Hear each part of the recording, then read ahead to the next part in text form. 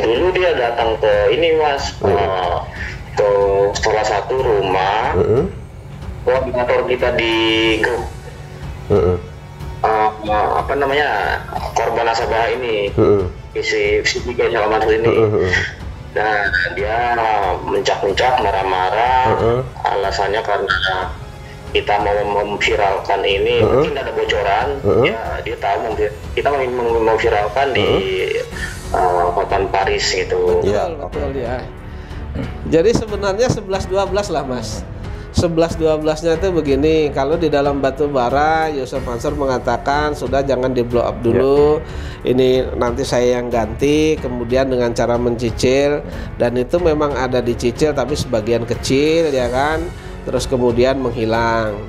Sama juga di Kaisal Mansur kan begitu, bahwa mereka berjanji akan mengembalikan seluruh DP-nya dengan cara mencicil, ternyata begitu dicicil juga hilang begitu ya. Diduga.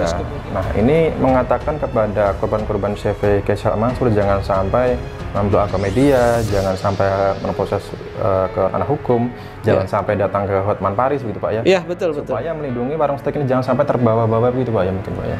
Menurut hemat saya begitu Mas, karena kan Yusuf Mansur sendiri mengatakan bahwa awalnya Yusuf Mansur ini kan bukan siapa-siapa.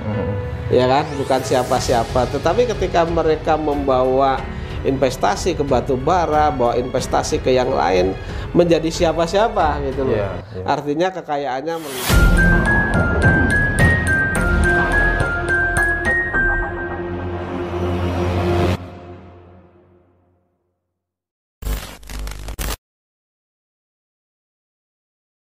Assalamualaikum warahmatullahi wabarakatuh.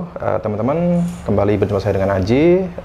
Kita lanjutkan perbincangan dengan Pak Jani Mustafa. Kali ini kita perbincangan mengenai perkembangan upaya pidana terhadap permasalahan CV Kaisal Mansur. Nah, ini sudah lama Pak, ini banyak netizen yang bertanya sampai saat ini progres perkembangannya bagaimana Pak?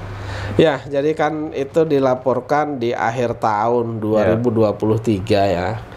Kemudian proses waktu berjalan, kemudian dilimpah, kemudian proses waktu berjalan, kemudian ada penyelidikan, dan kemudian sebagian daripada pelapor itu sudah diperiksa. Satu hari ada yang 3, terus kemudian kurang lebih yang sudah diperiksa itu ada 11 orang lah Mas. Iya. 11 orang yang sudah diperiksa.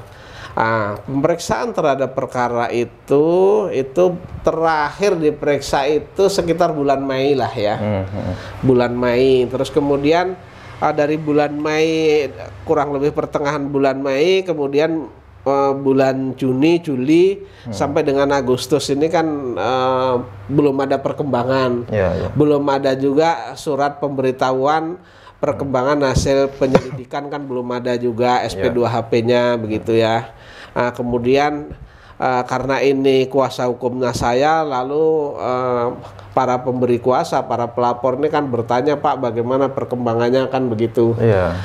Tentu dengan adanya hal seperti itu, tentu saya melakukan juga hal-hal yang formal. Tidak mungkin juga saya kejar-kejar polisi, tapi porsi polisi selaku penyelidik dan penyidik ini kan jelas begitu ya SOP-nya. Maka saya karena ini memang artinya kalau kita hitung bulatnya saja yang dia periksa itu kan ada Juni sampai dengan Juli Mas.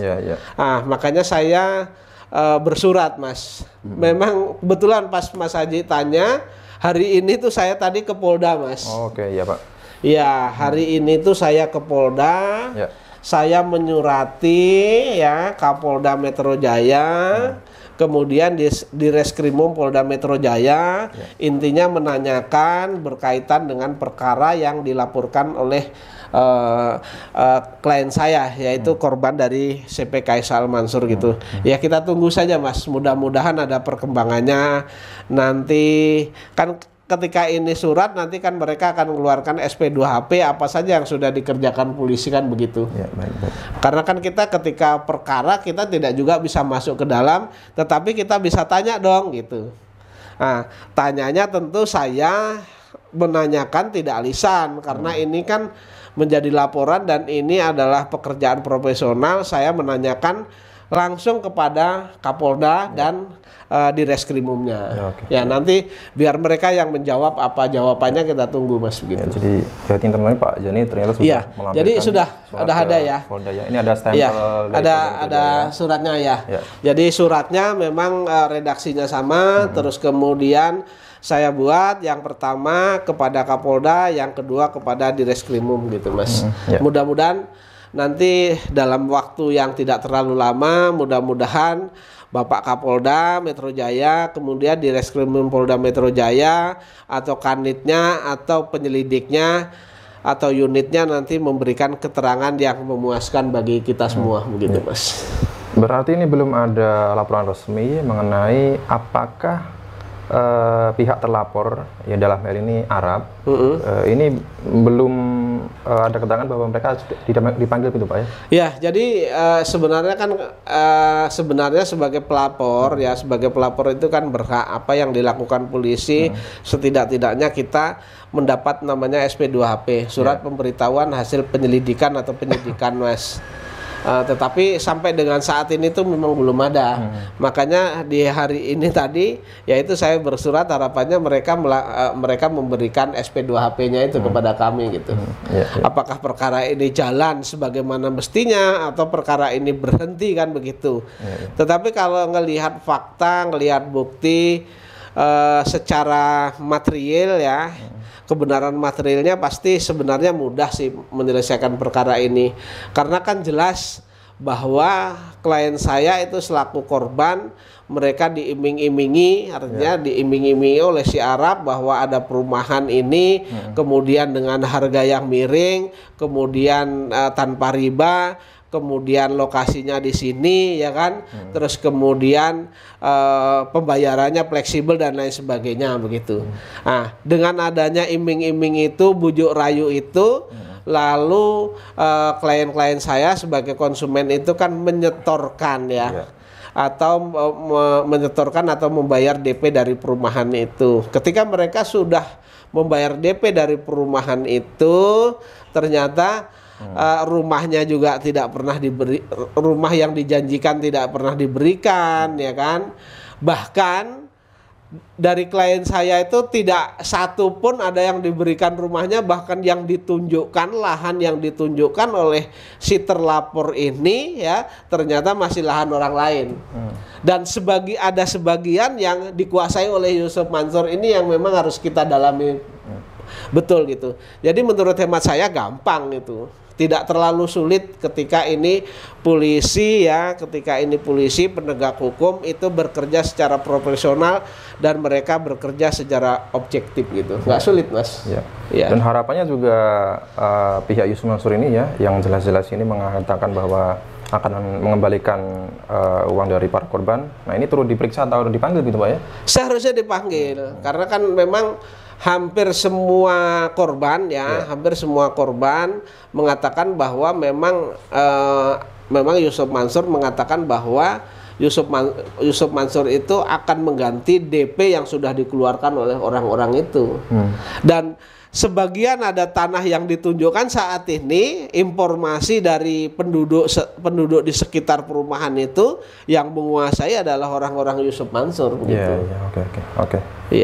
Baik Pak, ini saya jadi teringat Pak, waktu di sidang kemarin bahwa ada saksi mengatakan bahwasanya saat Yusuf Mansur berjanji akan mengembalikan uang dari para investor batubara. Nah ini kan jangan sampai memblow up ke media. Nah ini kan bahasanya sama dengan perkara Kaisal Mansur Pak. Betul ya. Jadi sebenarnya 11-12 lah Mas. 11-12-nya itu begini, kalau di dalam batu bara Yusuf Mansur mengatakan sudah jangan di blow up dulu, ini nanti saya yang ganti, kemudian dengan cara mencicil, dan itu memang ada dicicil tapi sebagian kecil ya kan, terus kemudian menghilang. Sama juga di Kaisal Mansur kan begitu, bahwa mereka berjanji akan mengembalikan seluruh DP-nya dengan cara mencicil, ternyata begitu dicicil juga hilang begitu ya. Terus kemudian sama juga minta juga di batubara minta untuk tidak di blow up juga, di Kaisal Mansur juga minta tidak di blow up juga. Artinya 11-12 sebenarnya. Hanya permainan kalimat saja Mas. Jadi inti poinnya sama, hanya permainan kalimat saja. Ya. Jadi kalau hal seperti ini menurut hemat saya sih memang dari awal sudah memang ada niatan begitu. Oke. Di perkara investasi batubara di tahun 2009-2010 itu Yusuf Mansur mengatakan bahwa jangan sampai memang blow up ke media karena Yusuf Mansur ini masih terikat dengan stasiun beberapa TV, pekerjaan terkait dengan stasiun TV gitu. Nah, tetapi kita ketahui di tahun 2019 tahun 2020 itu Yusuf Mansur kan flexing mengatakan bahwa mempunyai bisnis warung steak and shake Pak, yang mengklaim betul. Warung steak and shake, bahkan kita Yusuf Mansur mengklaim mempunyai bisnis warung steak yang pajaknya sehari saja bisa sampai 100 hingga 200 juta rupiah begitu ya Pak ya. Jadi apakah diduga? Nah, ini mengatakan kepada korban-korban CV Kaisar Mansur jangan sampai memblow up ke media, jangan sampai memproses ke ranah hukum, jangan sampai datang ke Hotman Paris begitu Pak ya. Iya, betul. Supaya melindungi warung steak ini jangan sampai terbawa-bawa begitu Pak ya, mungkin Pak ya. Menurut hemat saya begitu Mas, karena kan Yusuf Mansur sendiri mengatakan bahwa awalnya Yusuf Mansur ini kan bukan siapa-siapa. Ya kan, bukan siapa-siapa. Tetapi ketika mereka membawa investasi ke batu bara, bawa investasi ke yang lain, menjadi siapa-siapa gitu loh. Artinya kekayaannya melimpah dan kemudian mereka juga mencuap juga. Nggak tahu saya apakah itu di media massa atau televisi, saya tidak tahu. Apakah di media sosial atau di televisi, saya tidak tahu. Mereka intinya mengatakan bahwa mereka adalah pengusaha yang sukses gitu ya. Nah, ternyata kita kan sebagai korban-korban yang merasa uangnya nggak dipulangkan kan, mereka sekarang kaya, kita kejar kan gitu. Uang kita kemana kan gitu, termasuk itu. Dan yang menjadi motif berikutnya adalah banyaknya kasus-kasus yang mana kasus-kasus itu juga di media, saya terinformasi di media, itu yang menjadi semangat kita untuk ngejar gitu Mas. Kalau saya kejar sampai kapanpun akan saya kejar Mas gitu. Iya. Dan juga di belakang saya ini kan juga banyak investor-investor yang mereka juga ingin mengajukan gugatan. Cuman memang kenapa saya ajukan satu persatu, tentu saya mempunyai pertimbangan tersendiri untuk berperkara begitu. Ya, jangan sampai membawa ke media. Ini juga Yusuf Mansur sendiri mengantisipasi jangan sampai ini masyarakat ini justru menambah keyakinan ya bahwa Yusuf Mansur ini sebagai orang yang bermasalah gitu, karena bisnisnya yang merugikan banyak orang. Investor ini bukan hanya 1-2 gitu, tapi banyak gitu Pak ya. Iya, jadi banyak bisnis Yusuf Mansur kan yang sebenarnya yang hancur-hancuran ya. Ya ini hancur-hancurannya memang dihancur-hancurkan atau memang dibuat-buat kan, kita nggak tahu juga ya. Tetapi kenyataannya bahwa investor yang menyetorkan uangnya tidak kembali, tetapi Yusuf Mansurnya dengan enaknya mereka punya beberapa perusahaan dan itu dipamerkan di publik kan gitu.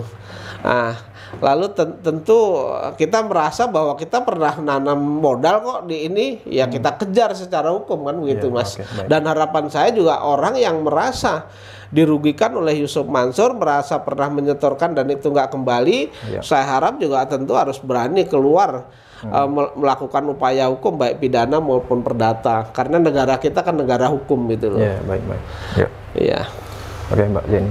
Ya, dengan adanya Pak Zeni yang mensurati ini Kapolda Metro Jaya Pak ya? Iya betul, karena kan perkaranya diperiksa di Polda Metro Jaya ya.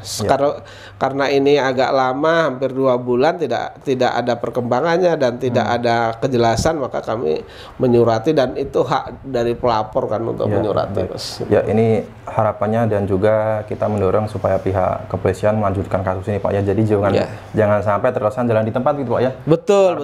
Kondisi hukum peradilan di Indonesia saat ini ya seperti inilah ya. Ini banyak kasus-kasus yang terjadi, ini ternyata menuai reaksi negatif dari publik, yang misalkan seperti kasus Rona Tanur, kasus Vina gitu Pak ya.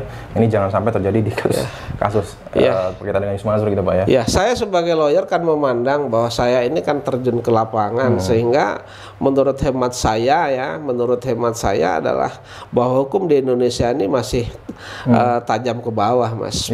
Ke atas nggak tajam, tumpul ke atasnya. Artinya seperti peso lah, ke bawah tajam, ke atas atas enggak. Kalau ke orang miskin itu tajam, ke orang yang nggak punya itu tajam. Tetapi ketika orang yang ketika orangnya berpengaruh, kemudian punya uang, ini memang seolah-olah tidak tersentuh hukum. Jadi kalau masyarakat mengatakan bahwa masyarakat itu banyak mengatakan bahwa hukum itu bisa dibeli, ya saya mengatakan itu 100% benar. Gitu. Oke, jadi ini Pak Kapolda ya, ini supaya kita harap segera diproses betul, karena mengingat korban-korban dari perumahan CPK Syekh Mansur ini bukan golongan-golongan orang berada ya. Di antara mereka banyak yang berposisi sebagai ojol, ada tukang nasi pecel begitu Pak ya, dan juga ada pensiunan, ada janda gitu ya, yang notabene ekonominya itu ya pas-pasan gitu Pak ya, karena berharap mereka ini membeli rumah, ini rumah satu-satunya, bukan untuk investasi, tapi ini supaya bisa ditinggali begitu Pak ya, karena mereka sebelumnya belum punya rumah gitu. Bukan pas-pasan lagi, memang ada yang minim juga. Ada yang ya saya katakan aja lah ya, Bu Nining itu untuk beli rumah itu mereka kumpulkan uang puluhan tahun, mereka kumpulkan uang, terus kemudian jual jual juga harta kekayaannya yang ada di kampung, rencananya untuk beli rumah itu ternyata ketipu enggak. Kita ini rasanya sakit gitu loh.